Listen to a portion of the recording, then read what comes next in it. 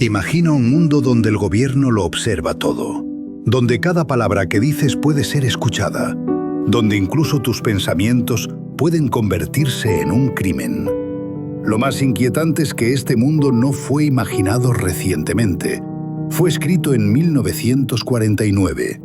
Hoy vamos a hablar de 1984, la novela más famosa de George Orwell. Un libro que muchos consideran una simple obra de ficción, pero que otros ven como una advertencia inquietante sobre el poder, la vigilancia y la pérdida de la libertad. George Orwell no fue un escritor común. Su verdadero nombre era Eric Arthur Blair. Fue policía colonial en Birmania, vivió en la pobreza en París y Londres y combatió en la Guerra Civil Española. Todas estas experiencias marcaron profundamente su visión del mundo. Orwell vio de primera mano cómo los gobiernos manipulan la verdad, cómo la propaganda puede moldear la opinión pública y cómo la obediencia ciega puede convertirse en una forma de control. Orwell entendió algo fundamental. El poder no se mantiene solo con violencia. Se mantiene controlando la información, el lenguaje y la forma en que las personas piensan. De ese miedo nace 1984. La pregunta central del libro es simple pero aterradora. ¿Qué ocurre cuando el poder no tiene límites y nadie es capaz de cuestionarlo? Orwell escribió 1984 poco después de la Segunda Guerra Mundial. El mundo acababa de presenciar hasta dónde podían llegar los regímenes totalitarios. Había censura, propaganda extrema y una vigilancia constante sobre la población. Aunque la tecnología de la época era muy distinta a la actual, Orwell no estaba imaginando máquinas futuristas.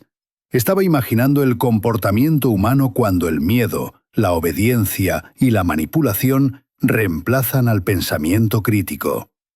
Y ahí está lo verdaderamente inquietante del libro.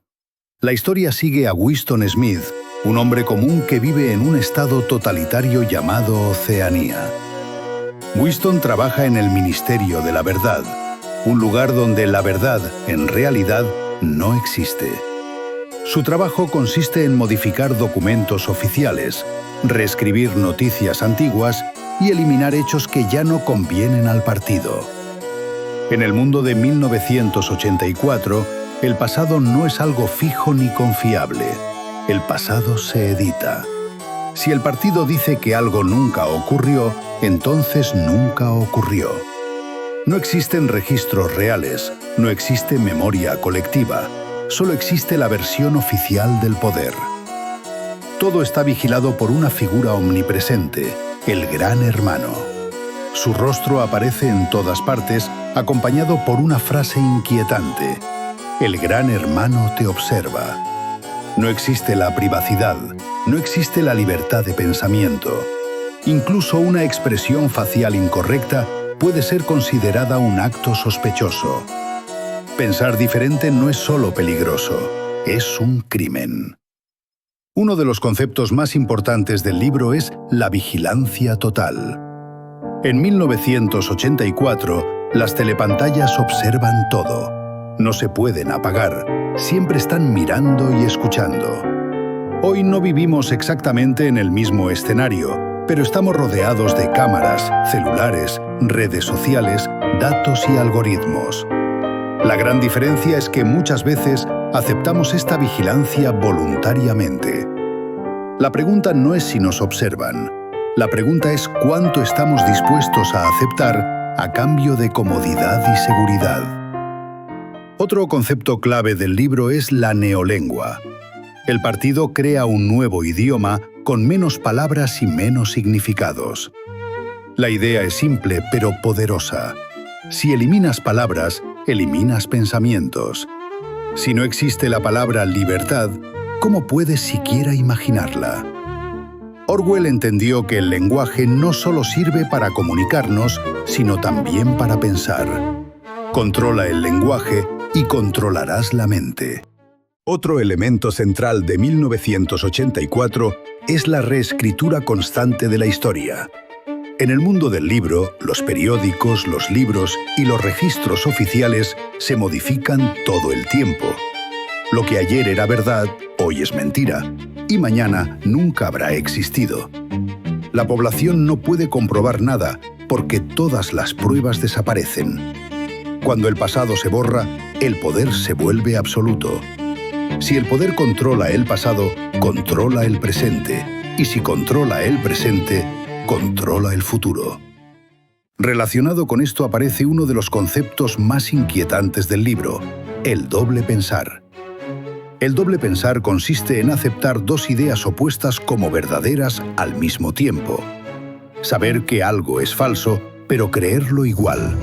Aceptar contradicciones sin cuestionarlas hasta que parezcan normales. Es una forma avanzada de control mental, porque elimina la necesidad de imponer la verdad por la fuerza.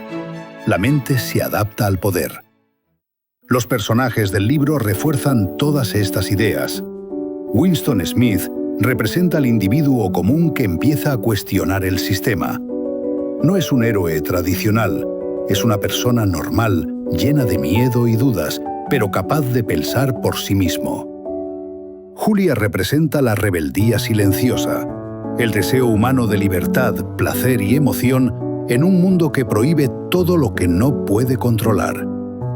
Y O'Brien es uno de los personajes más perturbadores de la novela, porque simboliza el poder que se disfraza de comprensión, de lógica y de autoridad moral.